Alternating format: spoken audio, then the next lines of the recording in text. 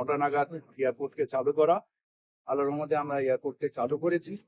এই ধরনের ডিসরাপশন তৈরি হয়েছে, আমাদের প্রায় 21টার মতো ফ্লাইট ডাইভার্ট এবং ক্যান্সেল হয়েছে।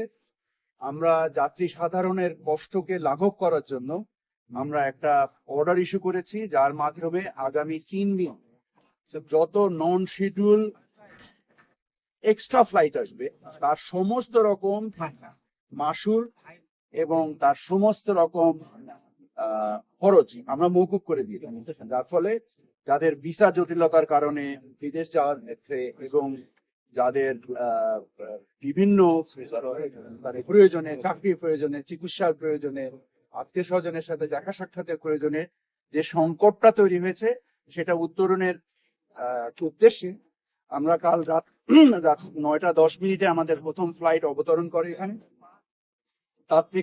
তখন থেকে এখন পর্যন্ত নিরবিচ্ছিন্নভাবে আমাদের ফ্লাইট অপারেশন চলছে।